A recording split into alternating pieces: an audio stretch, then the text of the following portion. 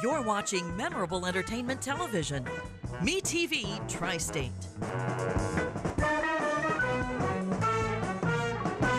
Broke the story on local homestead tax credit fiasco. Exposed the Evansville Redevelopment Commission excessive spending habits. Your community watchdog. CityCountyObserver.com is your online community newspaper dedicated to the progress of Evansville and Vanderburgh County. We're a nonpartisan publication providing insight into political issues and events that shape our community. We are a watchdog for you, the citizen. Check us out online, city-countyobserver.com. That's city-countyobserver.com. Tri-State Voices, an open discussion with area leaders on issues affecting communities throughout the Tri-State. Now, here's your host, Mike Woods. Good morning and welcome to Tri-State Voices. Hi, I'm your host, Mike Woods. Tri-State Voices is jointly sponsored by the City County Observer, WTSN, and Woods & Woods. Every week we talk to a Tri-State leader concerning issues that are important to all of us. This week we're really honored to have Pete Swain. Pete is on the Vanderburgh County Council. He was appointed to the County Council when Russ Lloyd Jr. Left the council to become the Evansville City Controller. Pete's had a long and varied career. He's with the Sheriff's Department almost 30 years, and since that time he's been involved in any number of community organizations. Been really active in Vanderburgh County his entire life. Pete, welcome. Thank you. Nice to be here. Well, you know, the first thing I almost feel like I have to ask you is, why would you want to be on the county council again? I mean, it's not easy. Last year you guys had to cut the budget from about $53 million to about $49 million, and that wasn't fun. Why do you want to do this? Well, it was less fun this year. We actually cut about $4.5 million out of the 14 budget. It's really challenging. That whole process actually started when I came on the department, because we knew this money crunch was here. It was on us, and we had to do something or cut services. So one of the first things we did was to start calling in the county office holders and department heads, have some basically informal meetings with them just to let them know what our financial situation was. And we asked each of them 3 years ago to begin to try to cut their budgets their operating budgets anywhere from 3 to 5%, and try to not replace people by attrition that were maybe non-essential, and if there were some duties and some positions that could be combined and that sort of thing. And we had pretty good response, and that kind of started the ball rolling, and everybody pretty well tried to abide by that request that we made of them to cut back on their staffs a little bit when possible, and actually cut back on their operating budgets. Unfortunately, a lot of the budgetary stuff has to do with salaries, so it's a really tough area to get into. You know, I was surprised when I read the county council minutes that these office holders would come before you guys knowing they're going to take a cut, and really how cooperative, at least on the surface of the minutes, and I don't know what was said in the back rooms, but at least on the minutes, you guys have worked pretty good together. We really did. Both Democrats and Republicans. We really did, and in all those meetings that we had with them, they were all pretty well public meetings right there in the 301 council chambers. And everybody pretty much showed up, and we've had really good cooperation. Of course, part of the problem is, you know, I think you get to the point where you can only cut so much. We can't continue to ask them to cut back on their staffs by way of attrition, because it takes a certain amount of people to run most of those offices, and I think that's one of the advantages I've had working in and around the Civic Center for over 30 years, is a pretty good working knowledge of the different county offices, how they work individually, how they work with each other. I see that whole governmental spectrum through a little bit different prism than some of my colleagues on the council who have great business experience and know how to really crunch numbers. But I am able to view county government in a little bit different light. Well, what's really caused this budget crunch?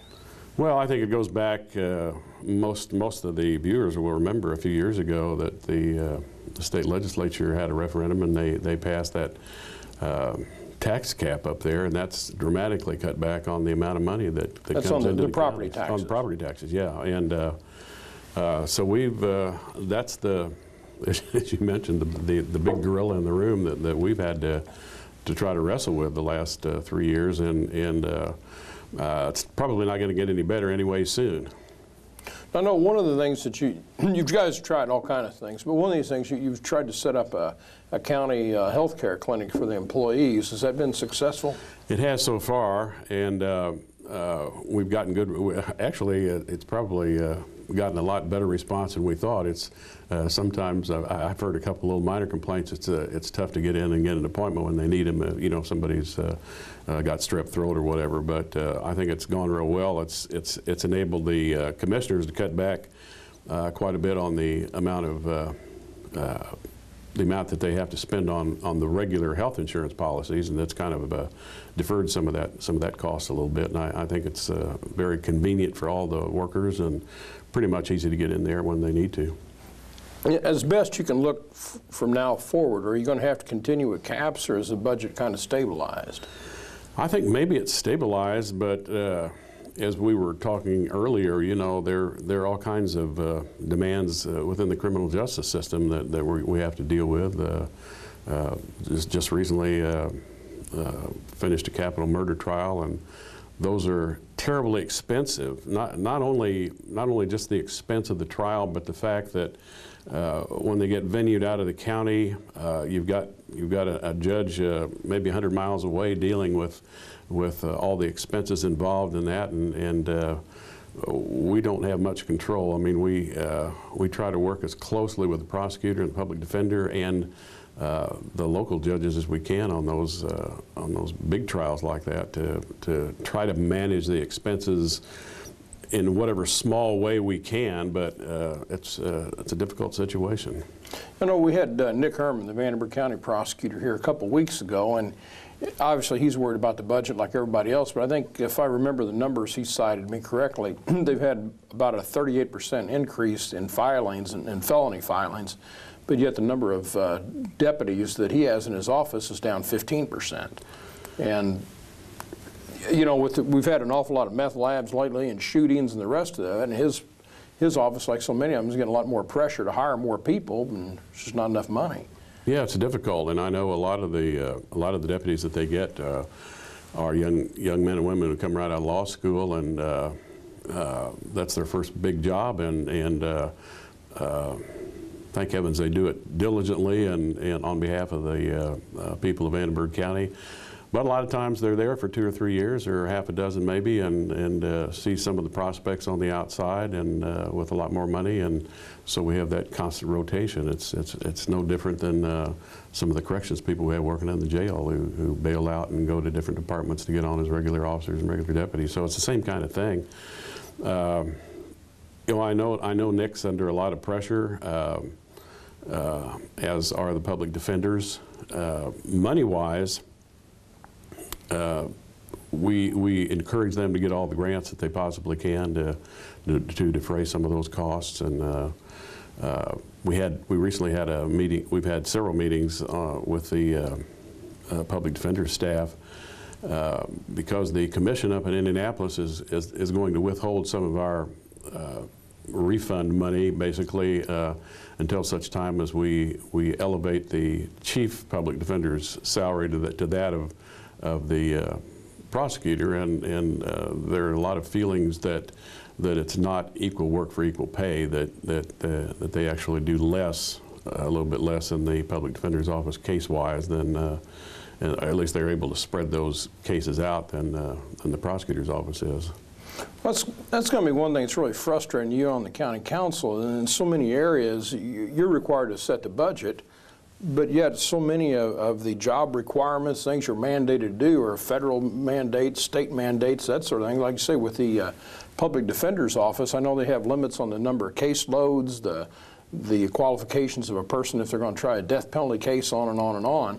You don't set any of that. It's set in Indianapolis, some cases Washington, D.C., but yet you guys get stuck with bouncing that budget. Right, and with regard to the some of the capital trials, we've had many discussions with the public defender and the prosecutor about trying to lobby our legislators to get the state to take over some of the expenses, expenses be taken over by the state on these trials that can cost $1 million, $1.5 million, and literally can bankrupt some small counties. I don't know how they do it if they have more than 1 or 2 murders a year in some of these smaller counties. Well, that's what it's been written, that if you commit a capital murder in a small county like that without the budget, you're less likely to be charged with death penalties. They simply can't afford the trial. Well, it doesn't. That's not right. It certainly doesn't surprise me, but I think there are certain crimes. Being a long-term law enforcement guy, that actually call for that, and it's probably justified. There's been 2 recent trends I'd like to ask you about: the Veterans Court and the drug courts, and you've had to allocate some more money for those kinds of things. Do you think it's worth the money for those extra courts? Oh, absolutely. I think they are. I know Wayne Trockman's done a great job with the drug court. There's so much recidivism and substance abuses of one kind or another that it's worth whatever extra money that we send his way to try to get treatment for these people. In the same way with veterans who have various problems. I've always thought, being college trained and the social sciences and the fine arts and the performing arts, that we probably ought to spend a whole lot more money on the front end of the criminal justice system rather than the rear end with regard to things that we can do for our youth and any grants that we can get to try to keep them out of trouble and keep them involved in other activities and keep them out of the criminal justice system. Yeah, if you can keep somebody out of prison for 1 year, it saves a lot of money. Oh, absolutely. Thousands. I've always been a big advocate of the work release program since it first started way back probably in the mid-70s. In lieu of sending a guy to prison, I don't know what the exact cost is nowadays to keep somebody in prison. Is probably well in the high 20,000s per year. For that kind of money, you could send a kid to a pretty nice college and get a decent education. So it just always seemed like we should be able to channel that money on the other end of the system if possible. Because you're a long career in law enforcement, obviously about the criminal justice system, and you got a pretty nice honor the other day with the FOP endorsement. I know you're pretty proud of that. And even though you've been a law enforcement officer a long time, we've seen a lot of guys that were law enforcement officers that didn't get that endorsement. So right. I guess congratulations to you. But well, thank you. Why'd they give you that? Well, I've not only been a member of the FOP for the whole time I was on the department, but I was also a past president of the organization. I think probably only one of the only county police officers who's ever been president of the organization. Served on the board for a number of years, and probably of all the time that I spent on the department, I was very active with some of the other EPD members in doing a lot of legislative lobbying over the course of about 20 years. It just struck me one day that if we're going to get some pension benefit enhancements, that we've got to go up and make some changes in the legislature to get the enabling legislation to come back down here and then convince the county council, of all people, that we could use those changes in our pension, and that it wasn't going to be costly, if any cost at all. And so we ended up on the department with probably one of the best county police pensions in the state of Indiana for a number of years until some of the other counties caught up. Okay. Is the council pensions, are they doing okay? Or, we have a lot of public pensions that aren't funded very well. Well, I was one of the charter members on the Sheriff's Department Pension Board, and I haven't served on there since probably about 2006, and I don't keep up with that regularly, other than the fact that I know that they still pay me not to show up, so that's not a bad idea. But I think they're doing okay in spite of the market. Market's been a tough nut to crack for the last several years, and we've been through a couple of different brokers to try to keep that fund solvent. It's our fund, I might mention, is totally separate from the funds for the EPD in the fire department, which is the 1977 Police and Fire Act funds pension that's overseen by the PERF Commission, and they also it's not a PERF pension per se like regular city and county employees, but it is their public safety pensions are overseen by the PERF board. Okay. You know, with all the problems the county has with its budget, are there any tax increases or user fee increases that you'd be okay with? Well, those are things that we'll probably, because of where we are now with a really lean budget and not much hope of it getting any better, and also not much hope of really trimming stuff back any more than it already is, without maybe losing some services or having to cut back on some services. You know, obviously now we're not going to be able to do as much as we talked earlier with the amount of salt we had to use this year, and the number of bad weather situations that some of them weren't terribly bad, but they were just very frequent, and we had to pre-plan and use beet juice and salt ahead of time to try to get the roads decent. But we just try to do the best we can within those parameters. How much more are the roads going to cost you? Because like I said, this is a bad winter, and it sure seems to me at the end of the winter the roads were in a lot worse shape than normal. They were. So one of the things that I suggested was maybe getting the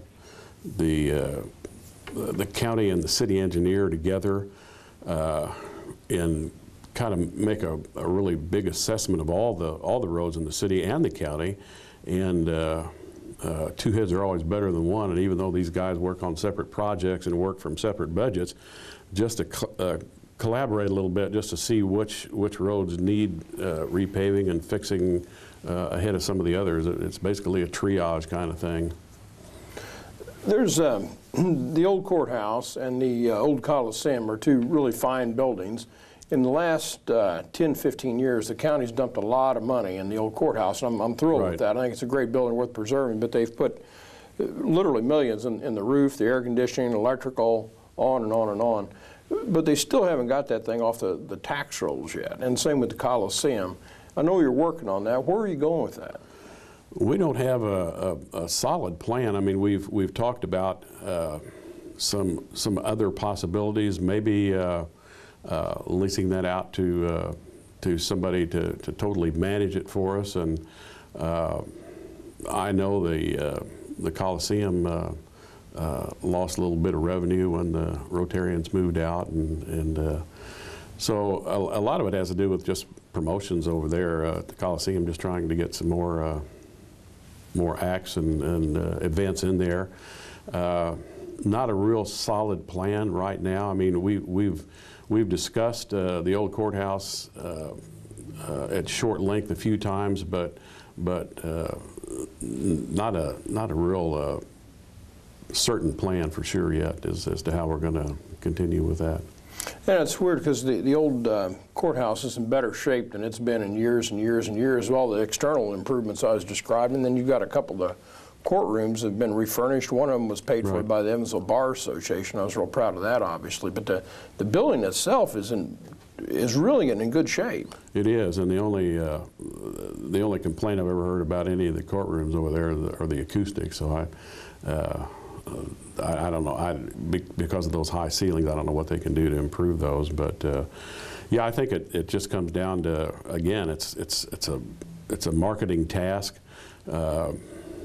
The council per se is not in the business to do it. I mean, we can help, but and we can help the commissioners do that when possible, just to make sure that we have a full occupancy in the old courthouse, and try to help the guys at the Coliseum to promote as many events over there as they possibly can.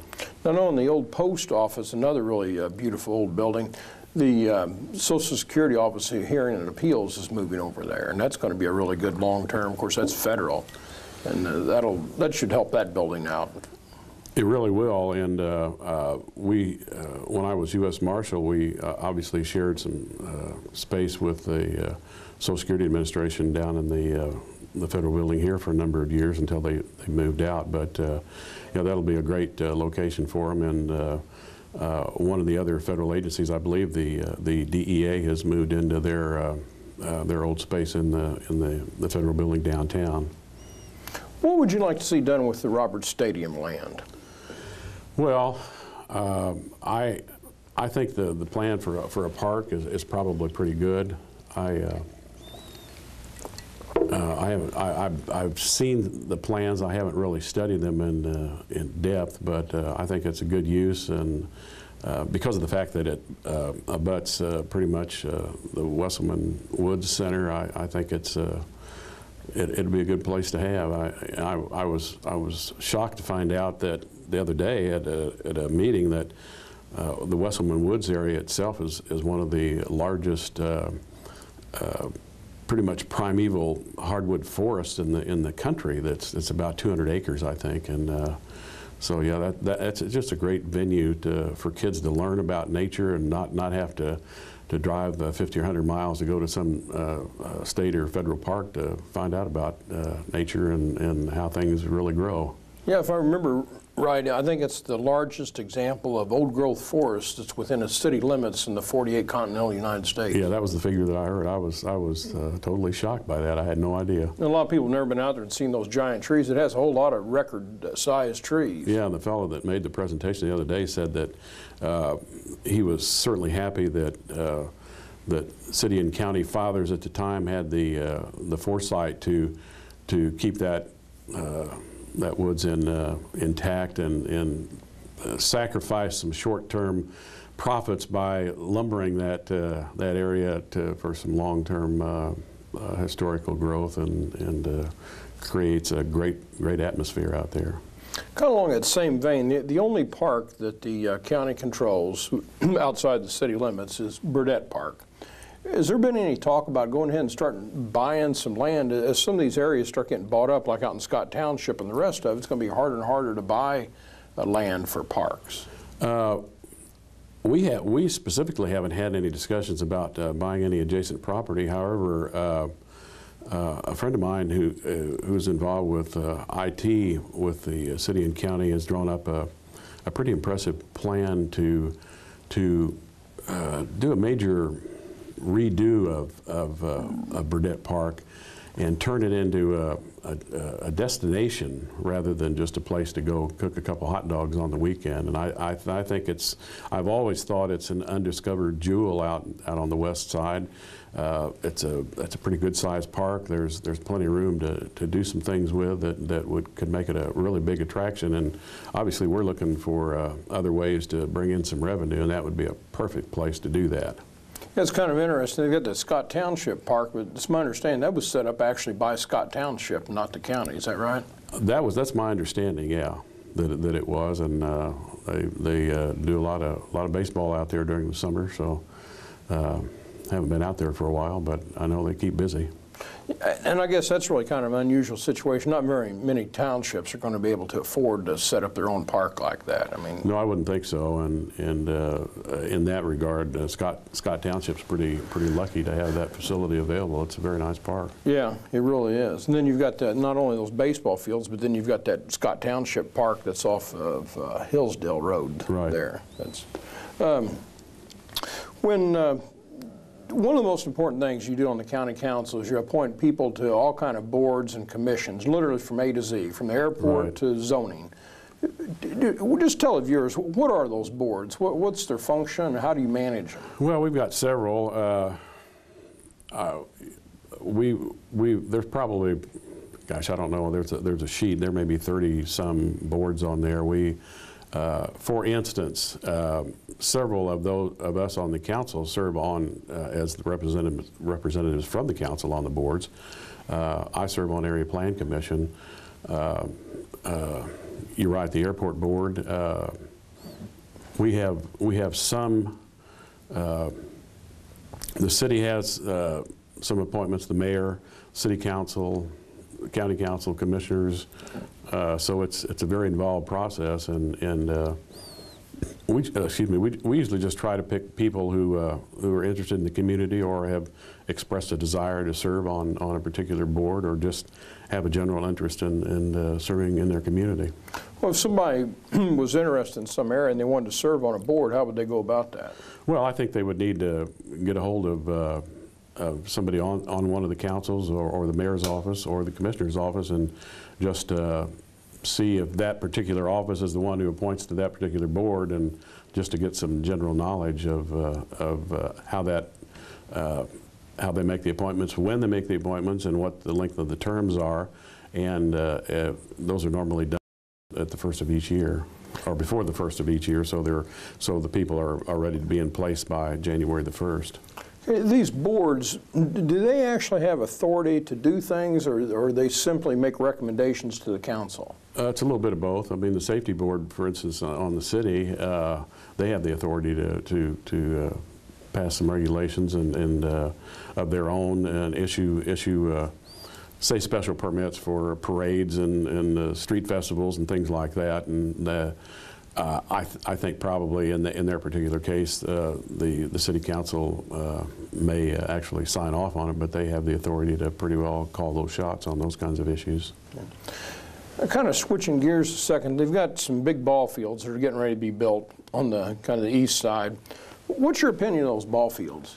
Well, I think it's great. I mean, from all the statistics that we hear, it's going to be a big revenue generating project out there, just as are the soccer fields that are going to be close by. That's part of what we're always trying to look at as far as ways to generate, you know, with this tax crunch, ways to generate some additional revenue for the county and the city, and that's what it's all about. And it's especially true with the shrinking population that we have here in Evansville and Vanderburgh County, which is kind of a sad state of affairs. But I think we're all trying to work on getting that taken care of too at some point. So it sounds like you and your opponent are pretty much in agreement that the ball fields are a good thing. Well, I think they're a good thing. I was not pleased with the fact that they chose the same construction company to build the lion's share of that ball field, which is about $6.5 million worth of it, to the same construction company that botched the North Greenwood Road expansion project. And now he made that vote knowing that the county is in the process of suing that company for $26.5 million to correct their flaws in portions of that roadway out there, and that was a big project. And the bond is not going to be awarded back until they can get a judgment against that company in court. Okay. We only have about a minute to go. Just tell me in your own words why you'd like to serve another 4 years on the county council. Well, as I said, I see the budgeting process and what we do on the council through a little bit different prism. I know a lot of the office holders. I know how they operate. Even though it's a tough job, it's challenging, and I think the experience I've gained over the past 38 years or so in governmental experience of one kind or another, and having been able to work in the Civic Center gives me a lot of experience and understanding that's difficult to match and would be tough to beat. Pete, I enjoyed talking to you, and I wish you the best of luck in your campaign. Well, thank you very much. I would like to ask everybody to give me their support in the May 6th primary. We'd appreciate it very much. Okay. Thank you very much for joining us. Next week we're going to have the president of the City Council, John Friend, as our guest. I hope to see you then. This year in the Tri-State, 1 out of 8 people will be in an accident. Would you know what to do? Call Woods & Woods. They'll get you help. When you call Woods & Woods, you are not a statistic. You are our client, and we will fight to get the money you deserve. And that's what Mike did. He really fought hard for me. They just really cared. If you've been injured, call 1-800-544-2108. Let Woods & Woods work for you. You don't owe us a dime unless we win your case. You're watching memorable entertainment television. MeTV Tri-State.